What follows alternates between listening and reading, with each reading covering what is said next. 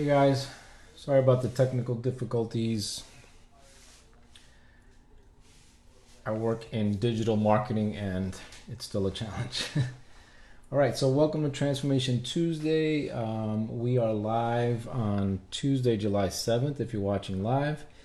And today we're going to talk about eating fat and getting skinny. I know that it's something that we've spoken about in the past. It's something that is part of my habit change course. And, no matter how much I talk about it, um, people really still have a hard time believing it. If you're on the call live and you want to comment, please comment, and I'll try to get to all the comments at the end. We're only going to take about 10 or 15 minutes. And definitely let me know if it sounds okay. Like I said, we've been having some technical difficulties with getting on for some reason in the evening. So anyway, I want to start by just kind of talking a little bit about fats.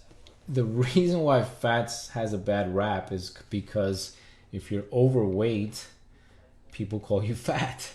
And so unfortunately, the macronutrient fat, which is super beneficial and does a million great things for our body, got associated with being overweight and having a belly. And so when we read labels that say that have a lot of fat, we automatically think that's not good for us. It's going to get us fat.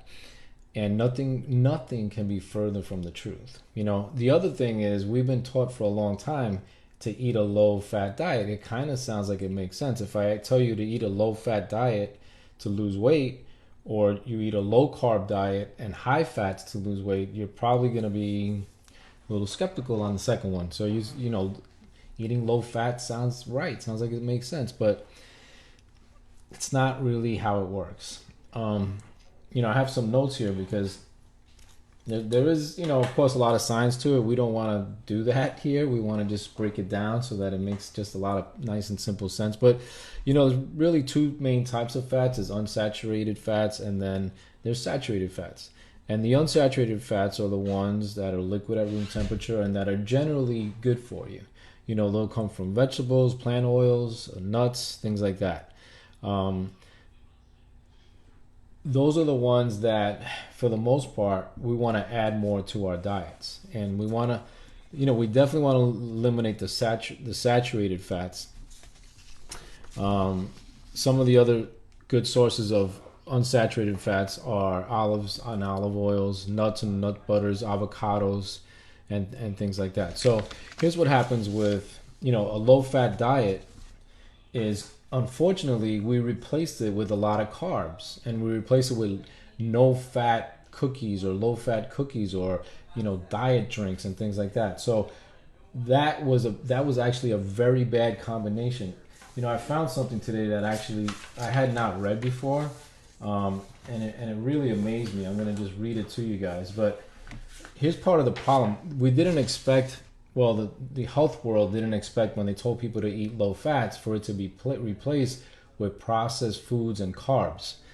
So, but here's something that I just read today that really blew my mind. Dr. Ronald Cross studies cholesterol, right?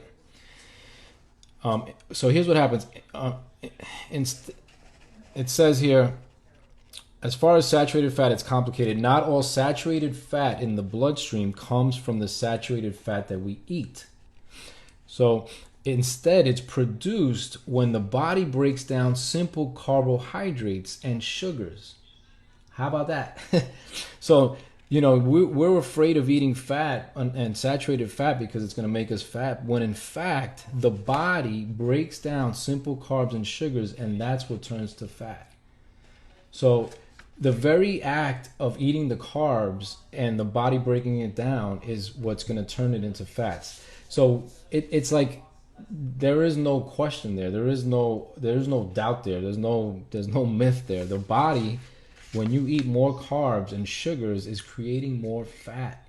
And that fat is the one that we don't use, that's being stored as fat in our belly, which is the hardest one to lose. It's the visceral fat. So, people on keto diets and people on low carb, high fat diets, that can stick to it, what happens is the body looks for carbs for energy. And When it doesn't have the carbs, guess where it goes for energy? The fats that are stored energy. So now it literally is pulling the fat from wherever it is, and it's going to use it. And that's why people can make really dramatic, weight loss changes doing a diet like that. But there are so many other benefits. Obviously you could lower blood pressure, you could lower your blood sugar, you could reverse diabetes. You're definitely going to lower cholesterol. I mean, I read a study the other day. The guy was eating like 12 eggs a day. He did an experiment, and he just did 12 eggs a day. And at the end of a month, his cholesterol went down. Now there is a small percentage of people that are sensitive and not tolerant to that. So there are a small percentage of people where there's a closer correlation, if you will, to eating these kind of high cholesterol foods and then building up their cholesterol. But for the most part, that is absolutely not the case. It's the carbs and the sugars, especially the sugars. That's a foreign toxin to the body, so it sends also the inflammation. Inflammation fights, this disease. It fights everything, but it's also causing a lot of other problems now because it's chronically sending inflammation. So I mean that should be like really exciting news. Now the problem is the world is full of carbs and it's full of sugars. It's so hard to eat a higher quality fat diet and a lower carb, diet. Part of it is because the sugar companies have a lot of money and they've spent a lot of money marketing it, and they've got us all addicted and hooked on carbs and sugars. So, it is difficult. How many avocados can you eat in a day? How many eggs can you eat in a day? How much nuts and olive oil? So you do have to be creative. Salmon and fishes are really good. So fatty fishes like salmon and sardines, mackerel, sea bass and tuna is, but there also can be high in mercury, so you have to kind of make sure you get wild caught. It could cost a little more, but it's absolutely worth it. It's your life, it's your body.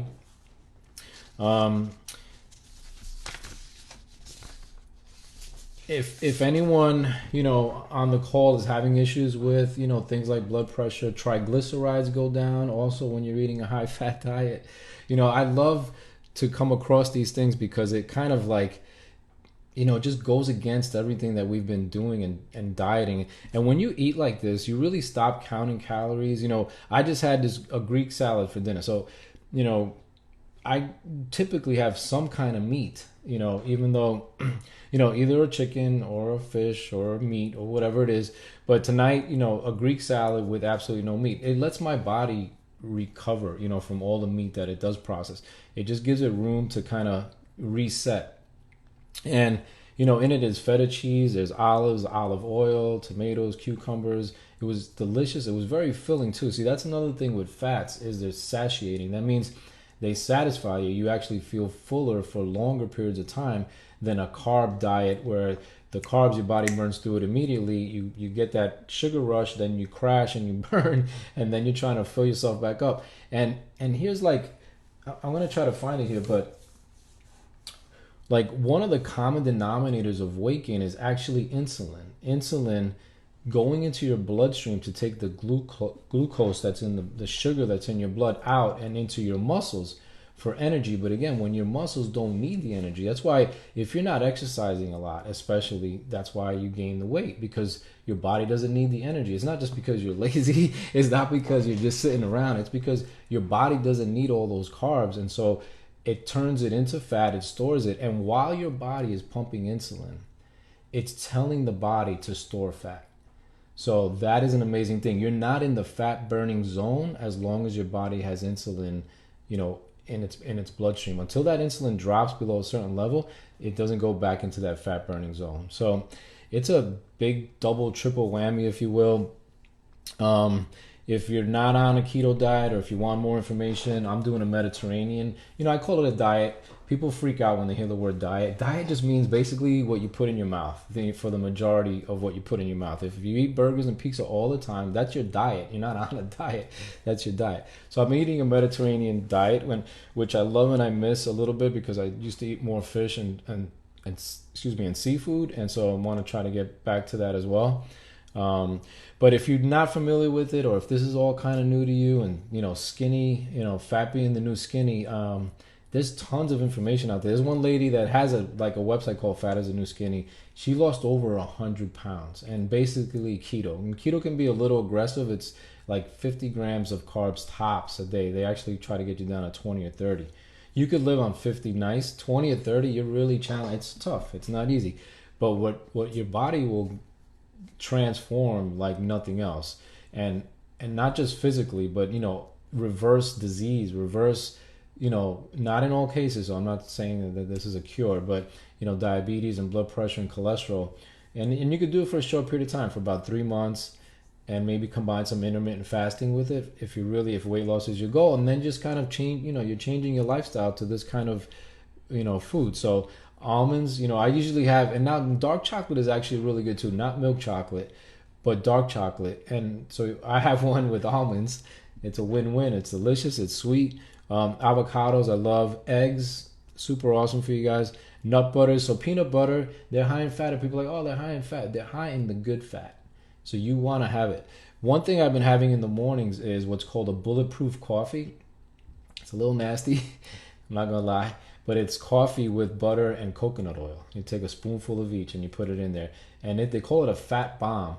And it comes from an old tradition. It's not like it's new. It's ancient, actually. I think Tibet, or one of these, like monk kind of thing, like, this is the real deal. And the fat bomb is actually, it's just nourishment for your brain, especially early in the morning. When you just woke up and you finish basically not eating or drinking for 8 hours, it's super, it just lights up your brain. It's energy for your brain. And the caffeine, of course, helps a little bit too. But that fat is what the brain is looking for, and so we don't do that. I mean, that sounds like almost counterintuitive. Olive oils or avocado oils. Avocado oils are great. They actually are the best oil that you can use to cook at a high temperature. They have a higher burn point. So if you really want to get a high sear on a steak or something like that, use the avocado oil. It's great. Olives. So I just had a bunch of olives in that Greek salad. The fatty fish we already mentioned. Seeds, so flaxseed, I've been putting that in my smoothies. That is, tons of omega-3s, great for lowering cholesterol. Here's one that I've never had, and I'll have to challenge myself to having it: tofu. If anyone's ever had tofu, let me know what you think of it. I remember seeing tofu once at a restaurant in New York, and it just really turned me off. It looked like chalk. I'm not gonna lie. I tell everybody, food is functional. You got to get past how it tastes. You got to get past how it looks. Here's one that I'll hold against myself that I haven't been able to try. So I guess shame on me. I guess my challenge is gonna be trying tofu and walnuts. So I've been putting walnuts in my salad as well. Walnuts is super great brain food. It's funny because walnuts, you kind of look at it and it kind of looks like a brain. And I read that one time, and it's like, who knows why God did it, but I think I think there was a reason to make a walnut look like a brain. It's one of the best brain foods that you can have. So, listen, guys, if anyone calls you fat, make sure that it's because of what you're eating, and and then you turn around and you tell them, that's right, I'm going to eat my fats, and life is going to be good. And you're going to, fats have a lot of other functions too. They also help vitamins get absorbed in your body. They're called fat soluble vitamins. So if there's not enough fat in your body, literally you can't absorb vitamins and minerals. There's some vitamin C and I think the B's are water vitamins. Everything else is fat soluble. So you need fats to absorb them. Good healthy fats. We're not talking about, French fries and a bunch of grease. We're talking about what we just said here. And just making it a lifestyle. You're not counting calories. You're sticking to this kind of diet. Experiment with it. If you need a diet plan, email me, john@uplevelliving.com, and I could put you on the app that we use called Coach Connect. It gives you every single day a recipe, a meal plan. It tells you exactly what you're eating and what it's good for, from wake up to go to bed. I mean, every single thing you need. It's a really great resource that we use for our clients. That's all I have. If anyone on the call has a question, I'd be happy to take a couple of questions. If not, I will post some links to some of this information so you can check it out yourself. There's a lot of good information out there, but in a nutshell, which is what we should be having, look to add more healthy fats, look to reduce those carbs as much as possible. Definitely try not to add sugar wherever possible, and Enjoy your new healthy life. Thanks for joining me, guys. Have a great day. Bye.